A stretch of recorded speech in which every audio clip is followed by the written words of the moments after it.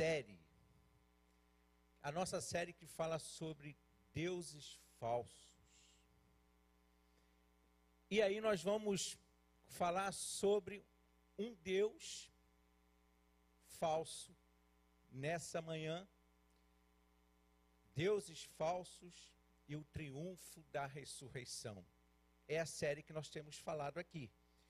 E hoje o nosso episódio da série é sobre família. Família como um Deus falso. Família como um Deus falso. E aí eu quero convidá-los a ler o nosso texto, que será um texto em que nós estaremos conversando a respeito desse tema. Gênesis, capítulo 12, do versículo 1 ao versículo 3. Um texto bastante conhecido de todos e de todas.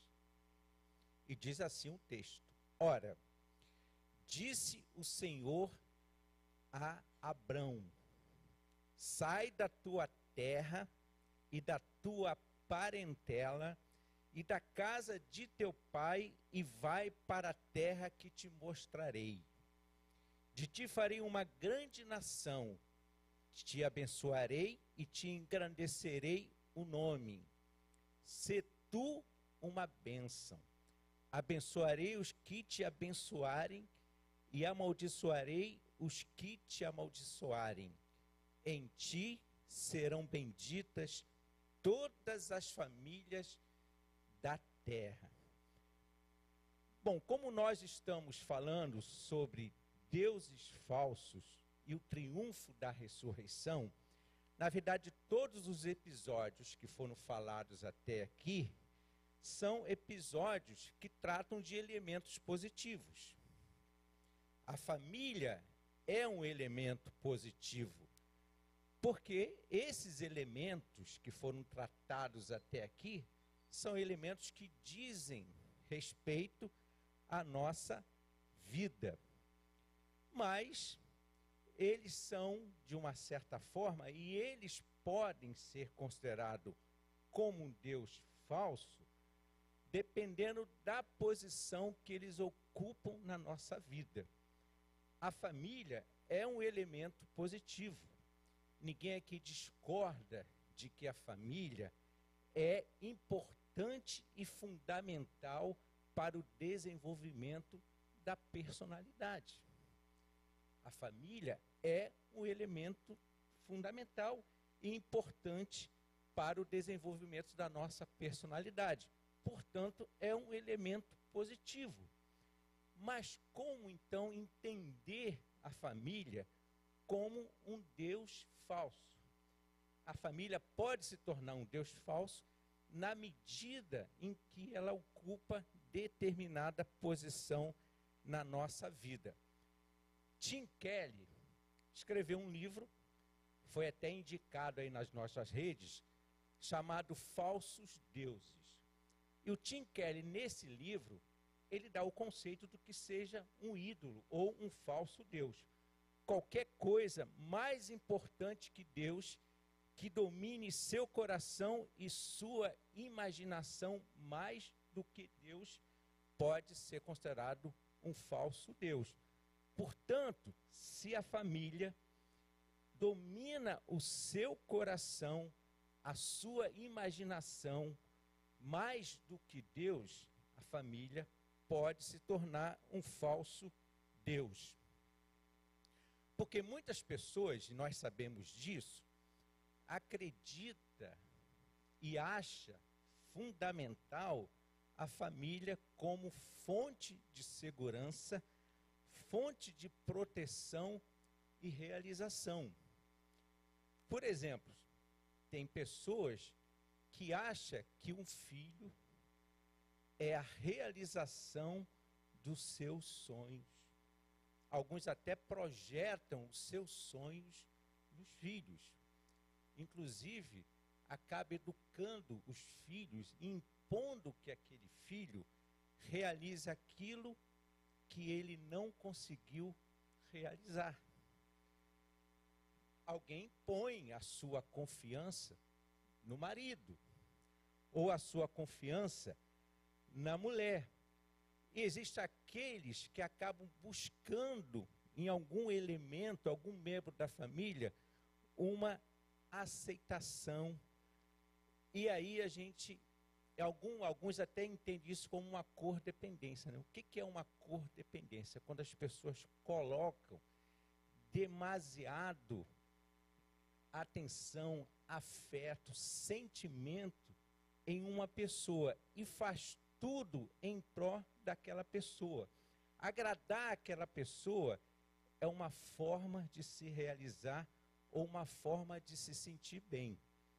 Isso pode ser colocado na categoria, se assim for, a família ou um membro dessa família como um falso Deus. É apostar tudo em alguém, quer seja o marido, a mulher, o filho, os filhos e a filha, pode ser o centro da nossa devoção e, portanto, um elemento positivo pode ser transformado num Deus falso. Eu não sei se vocês conhecem uma animação chinesa chamada Bao. Acho que é Bao. Conhece? É a história, muito interessante. São 8 minutinhos de animação. É um casal de chineses com um filho. E o filho atinge uma certa idade e ele sai. A animação não diz por que ele saiu, mas ele sai provavelmente para estudar, para fazer um intercâmbio fora, alguma coisa assim. E aí, como alguns casais, que não tem nada a ver com a gente aqui, com certeza, mas como acontece com alguns casais, há um estranhamento entre aquele casal. E assim, aí aparece, a animação aparece, o casal tomando café da manhã, ele, o marido, lendo o jornal, ela na mesa tomando café, e não há um diálogo entre eles. Eles simplesmente tomam café, lê o jornal e sai. Ela vai para a sua rotina diária. E a gente entende que é uma vida muito vazia, sem significado. E aí ela começa a fazer um bolinho chinês, que é feito com farinha, alguns recheios, e ela começa a aprontar aqueles bolinhos que ela faz diariamente. Um desses bolinhos ganha vida. E ela está lá comendo, e quando ela vai pegar um, ele ganha vida. E ele começa a choramingar como se fosse um bebê, como se fosse um neném. E aí vê ele choramingar, ela vai, pega, cuida, e aí ele vai se desenvolvendo, ela leva aquele bebê, aquela criança para tudo quanto é lugar, vai cuidando dele, vai marcando o crescimento dele,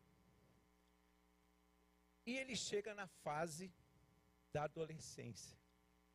E na fase da adolescência, ele começa a se interessar por estar com os amigos, ter uma namorada, e ela começa a querer tolir tudo isso dele.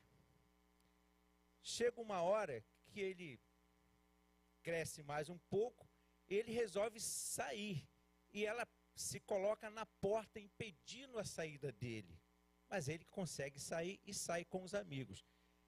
E ela fica choramingando. Quando ele retorna com uma namorada. E aí ela diz que não. E aí ele quer sair com a namorada e ela diz não. Ela pega e o engole. Literalmente o engole. Uma super proteção, uma super forma de não proporcionar liberdade, na verdade, literalmente incorporou o seu próprio filho. Claro que isso é fruto da sua projeção, fruto da sua imaginação. E aí ela aparece, ela no quarto, choramingando, o marido bate na porta, reaparece o filho, vindo de alguma viagem, e ela não quer recebê-lo. E o filho traz para ela um presente, os dois conversam, e aí o filme termina naquela cena bonita de uma família linda e perfeita com o retorno do filho. Mas qual é a ideia e a mensagem dessa animação? Exatamente isso, quando a gente acha que o outro não deve ter liberdade nem responsabilidade e que nós acabamos até de literalmente engolindo o incorporando. Isso é uma codependência. Isso é colocar no outro uma realização, uma aceitação. Isso pode ser considerado a família ou um membro dessa família como um Deus falso. Bom, nós lemos, vemos, ouvimos por aí que a família é um projeto de Deus. Quem nunca ouviu isso? Quem nunca leu isso em algum lugar? Família, projeto de Deus. Mas que ou qual é essa família, projeto de Deus? A família Adams, que é uma família de monstros, mas até que eles são simpáticos. A família dinossauro, em que o bebê reconhece que o pai não o acolhe como a mãe, não é a mamãe, mas é uma família pré-histórica, fica para nós. A família de comercial de margarina, uma família perfeita e feliz, mas, segundo os nutricionistas, prejudicial à saúde, a margarina, é claro. A Sagrada Família, onde todos são santos, essa é uma representação mais romana, ou uma representação romana mais do que uma representação reformada. Ou a grande família. Essa família é muito unida e também muito oriçada. Todos brigam por qualquer razão, mas acabam pedindo razão. Mas acabam pedindo perdão. Pirraça pai, pirraça mãe, pirraça filha. Eu também sou da família, também quero pirraçar. Essa, pelo menos, é uma família mais próxima da nossa. Se nós formos confrontar o que se diz em público sobre a família, com que as pessoas se queixam e reclamam dela em particular, nós vamos perceber que todos têm duas famílias. Uma pública, feliz, e uma particular, onde todos reclamam. Vocês sabem que 90% das pessoas que buscam auxílio profissional, isso dito por terapeutas, 90% das pessoas que buscam auxílio por dificuldades pessoais são filhos de famílias tradicionais e ou perfeitas. Família, projeto de Deus, família tradicional. Bom, se é uma família tradicional, o próprio nome já está dizendo, ela é mais tradição do que bíblica. Ela é tradicional, tem a ver com uma tradição. Mas que tradição? Hans Wolff é um teólogo e ele escreveu um livro, Antropologia do Antigo Testamento. E é importante a gente situar, entender contextos antropológicos e culturais. Ele diz o seguinte: quem examina o Antigo Testamento em busca do que seja uma família ideal ou perfeita, talvez se frustre. A família no Antigo Testamento, ela é composta por até 4 gerações. O homem é considerado o proprietário e a mulher é posse do homem. família bíblica tradicional, o homem é o proprietário e a mulher posse do homem. É claro que tem um contexto cultural por aí. O pai pode agir por seu filho, pode também procurar um marido para sua filha. Abraão fez isso com Isaac depois. Ele manda o servo dele buscar uma esposa para o seu filho Isaac. O casamento é levar a mulher para casa. Em relação à mulher, casar-se significa ser agregada ao homem. O casamento, como celebração, sabe onde que ela aparece? O casamento, como celebração, sabe onde ele aparece? No livro que quase foi retirado do cânon sagrado, no livro de Cântico dos Cânticos. É lá que o casamento, como celebração, aparece, no livro que relata as aventuras amorosas, eróticas de um casal. É lá que aparece a celebração enquanto casamento. Então, qual é a família bíblica e tradicional de que se fala? As que possuem concubinas e escravas sexuais? De Ló, em que as filhas o embebedaram e depois se deitaram com ele?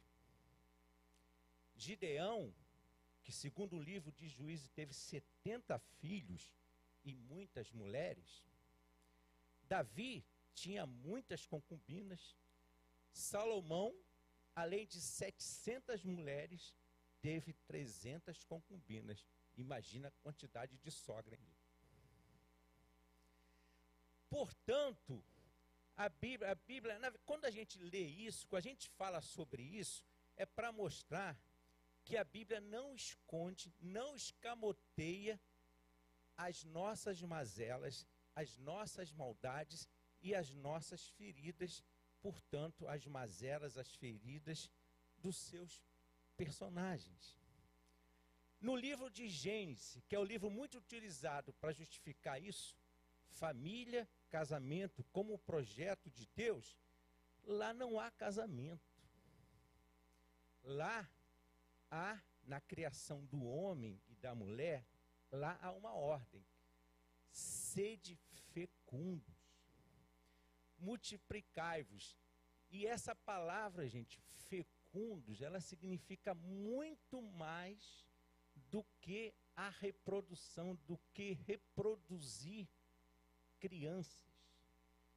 Ela requer para a gente que as nossas relações elas sejam fecundas, que elas possam trazer coisas novas, possam ser criativas.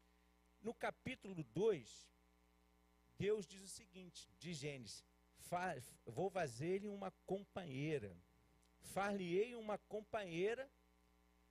As nossas traduções, a maioria das traduções fala: far-lhe-ei uma companheira que lhe seja uma ajudadora idônea. É uma tradução mal feita. Daniel já falou isso aqui.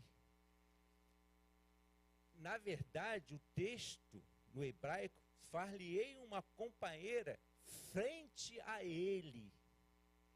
Frente a ele. Irmãos, correspondência. Correspondência entre o homem e a mulher está na criação e está na ressurreição. Dominância está na queda. Correspondência entre homem e mulher está na criação e na ressurreição. Dominância está na queda.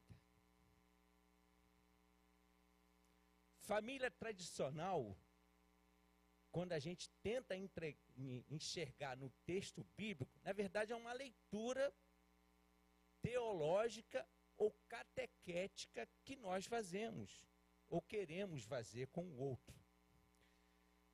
E tem muito a ver com o mundo cultural no qual nós vivemos. Nós precisamos sempre dialogar com o texto. nós entendemos e assim falamos que a Bíblia é palavra do Senhor. Se ela é palavra do Senhor, e quando nós dialogamos com o texto, o Senhor, estamos dialogando com o Senhor, e o Senhor conosco. Nós precisamos, portanto, dialogar com o texto, respeitar o texto. Senão o texto será, sabe o quê? Apenas um espelho para refletir o que eu acho e o que eu penso. E o que eu digo. Vocês já devem ter ouvido uma expressão que não é uma expressão muito comum, que é uma expressão de um livro escrito no século XIX, é um romance que diz assim: todas as famílias felizes são iguais, as infelizes o são, cada uma à sua maneira. Todas as famílias felizes são iguais, as infelizes o são, cada um à sua maneira. Essa é uma frase de Tolstói no livro Ana Karenina, escrito no século XIX. Sem entrar nos pormenores do livro, a gente pode pensar nessa frase. E uma coisa a gente pode até dizer: Tolstói, pelo menos, ele é uma pessoa que acreditava que de algo mal podia surgir algo bom. Pelo menos as famílias infelizes, elas são singulares, elas são diferentes. Mas, para alguém que entenda a tradição, pode dizer o seguinte: a família tradicional igual à minha, e portanto eu sou feliz, minha família é feliz, a família tradicional igual à minha é feliz. Todas as famílias felizes são iguais. Famílias tradicional igual à minha é feliz. Mas as infelizes, cada uma é diferente à sua maneira. Na Bíblia, há sim um projeto divino. Sabe qual é o projeto divino que existe na Bíblia? É um projeto de aliança, de relações em harmonia, apesar das diferenças, assim como a música. Existem na música várias notas diferentes, mas há harmonia entre elas. O projeto divino é um projeto, sim, de harmonia entre as diferenças, aliança e relações entre as pessoas, entre as diferenças. Quando Deus cria no Gênesis, Deus fala, as coisas e os seres se colocam nos seus lugares e vêm à existência. Todos os seres e coisas diferentes vêm à existência através da fala do divino e se colocam cada um no seu lugar, e há uma harmonia entre eles. Deus viu que foi tarde de manhã, primeiro, segundo, e Deus viu que era muito bom. Correspondência é da ordem da criação e da ressurreição. Dominância da ordem da queda. Quando a gente quer abolir diferenças e eliminar, nós na verdade queremos nivelar. E nivelar é provocado por um pensamento totalitário, de uniformizar, de uniformidade que se dá na relação. Deus é um Deus que criou diferenças e não uniformizou. Uniformizar é um pensamento totalitário e não um pensamento criativo. Se nós valorizamos tanto assim a família, e devemos valorizar, nós devemos, irmãos, nos indignar quando uma família perde um pai, perde uma mãe, perde um filho, perde uma filha, nessa guerra horrorosa que a gente tem no Rio de Janeiro. De balas perdidas e sem saber da onde está vindo. Se valorizamos a família, nós devemos nos indignar contra isso. Nós não podemos pensar que isso é apenas fatalidade. Precisamos pensar, refletir sobre essas questões. Família, uma boa família, a família é um espaço. E esse espaço deve ser um lugar de encontros e reencontros, onde poderemos voltar e lá os nossos erros serem apontados, assim também como os nossos acertos. Assim como aconteceu com aquele pai com 2 filhos, né, que a gente fala de o filho pródigo.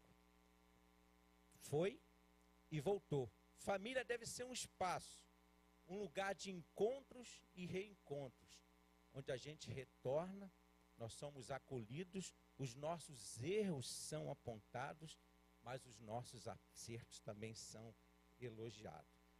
Voltamos um pouco ao texto que nós lemos em Gênesis. O que é esse texto, Gênesis 12, de 1 a 3, que as pessoas entendem como sendo o chamado de Abraão, nos ensina a respeito de família como deve ser e não família como falso Deus. A fim de entender melhor esse texto, eu vou voltar no capítulo 11 de Gênesis, a partir do versículo 27, 32, que diz o seguinte. Gente, mantenha o texto aberto aí se vocês puderem. São estas as gerações de Tera. Gênesis 11, versículo 27. Tera gerou a Abrão, a Naor e a Arã. E Arã gerou a Ló. Morreu Arã na terra de seu nascimento, em Ur dos Caldeus, estando Tera, seu pai, ainda vivo. Abrão e Naor tomaram, presta atenção nesses termos, Abraão e Naor tomaram para si mulheres. A de Abraão chamava-se Sarai, a de Naor, Milca, filha de Arã, que foi pai de Milca e de Iscar. Sarai era estéril e não tinha filhos. Tomou Tera Abrão, seu filho, e a Ló, filho de Arão, filho de seu filho, e a Sarai, sua nora, mulher de seu filho Abraão, e saiu com eles de Ur dos Caldeus para ir à terra de Canaã. Percebemos aqui no versículo 31 vários pronomes possessivos. Tomou Tera Abraão, seu filho, palavra tomou Abraão, seu filho, e Aló, filho de Arão, filho de seu filho, e Sarai, sua nora, mulher de seu filho Abrão, e saiu com eles de Ur dos Caldeus. E havendo Tera vivido 205 anos ao todo, morreu em Arã. Esse texto mostra a relação familiar estruturada na posse. Tomar é o termo usado nesse texto. Os 2 filhos, Abraão e Naor, tomaram mulheres para si. Tera tomou Abraão, seu filho, Ló, filho de Arão, filho de seu filho, e Sarai, sua nora, e saíram. Um casal sem filhos e um filho sem pai são tomados pelo patriarca para ir para algum lugar. Um sistema familiar, portanto, de domínio e posse. É um sistema que não abre espaço para iniciativas, nem permite que os sujeitos se tornem responsáveis. Um sistema familiar de posse e domínio é um sistema que não permite que os seus membros tenham iniciativas e que eles sejam sujeitos responsáveis de suas ações. Esse era o sistema que havia na família de Abrão. Isso é importante para a gente entender por que Deus fala para Abraão, sai. E essa estrutura familiar não está em sintonia com o que diz Deus lá em Gênesis. Portanto, deixa o homem, pai e mãe, e uniciar a sua mulher. É nesse contexto, portanto, que precisamos entender esse texto de Abraão, ou chamado de Abraão. Gênesis 12, de 1 a 3. Abraão, sai, separa-se, parte desse sistema de domínio e posse. É isso que o Senhor está falando para Abraão. É isso que o Eterno está falando para Abraão. Abraão, sai desse sistema de domínio e posse. Parte disso daí. Deixa isso de lado. Sai de tua parentela, de tua terra. Parentela é casa de família, e casa de teu pai. Vai para uma terra que eu te mostrarei. A relação aqui já é outra. Passe do ter ao ser. Uma atitude relacional. Eu, tu, eles. Olha no texto. Eu te abençoarei, o Senhor diz. Tu serás uma bênção. E eles serão abençoados. Uma relação eu, tu, eles. Eu te abençoarei, tu serás abençoado e eles serão abençoados. Por isso que Deus chama Abraão e diz: sai da tua família, da tua casa e vai para uma terra que eu te mostrarei. Você passará a olhar com a visão que eu te der. Sair, logicamente, é um movimento em direção a alguém. Portanto, é um movimento de relacionamento, de aceitação e de compreender sempre o outro. A singularidade, a diferença, a alteridade que há nas pessoas. Um caminho, esse é o caminho para um relacionamento saudável, cheios de vida. A vida, ela não pode ser plena num contexto de rivalidade e concorrência. A vida, ela é plena no contexto de reciprocidade. A vida, ela não pode ser plena, não pode ser saudável num contexto de rivalidade e concorrência. A vida só é plena no contexto de reciprocidade. Cada personagem do texto é sujeito da ação de abençoar o Eterno, Abraão e a família. Irmãos, a minha ideia em trazer esse texto para cá é que a gente possa revisitar nossas famílias e as nossas relações familiares, que sejam relações de reciprocidade. O texto chama Abrão e não Abraão. Só depois que Abraão tem o seu nome mudado. Vocês sabem o que significa Abrão? Abrão significa pai elevado.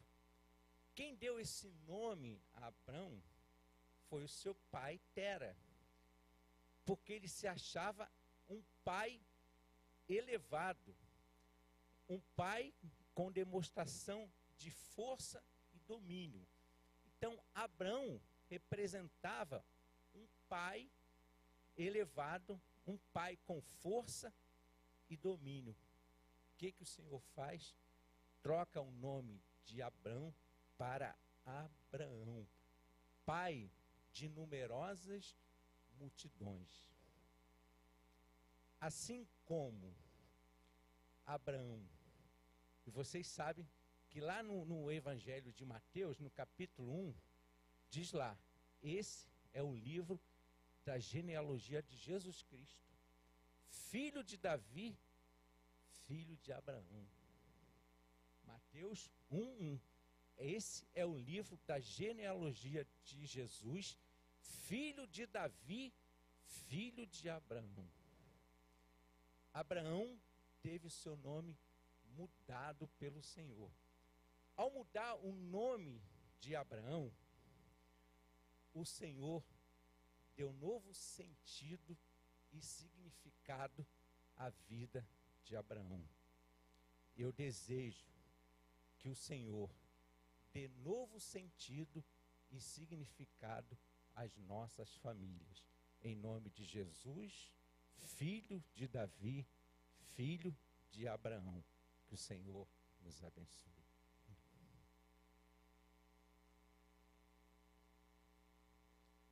Vamos orar mais uma vez?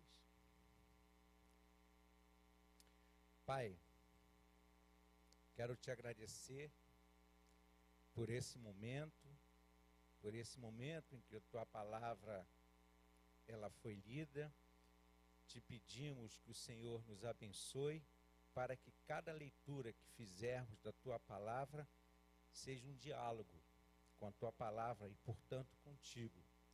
Que o Senhor nos fale sempre, que o Senhor nos faça refletir sempre sobre a nossa jornada, sobre a nossa caminhada, que a nossa caminhada, que a nossa jornada, que as nossas relações, que as nossas famílias sejam locais de bênção, que o Senhor nos conceda a capacidade de relacionamento, que os nossos relacionamentos sejam recíprocos, sejam relacionamentos plenos de vida, para que as pessoas vejam e encontrem sempre no nosso meio a possibilidade de um retorno, a possibilidade de um confronto e a possibilidade de um abrigo e uma possibilidade de ser abençoada. Recebe, ó Deus, a nossa oração, em nome de Cristo. Amém. Irmãos, deixo dar alguns avisos.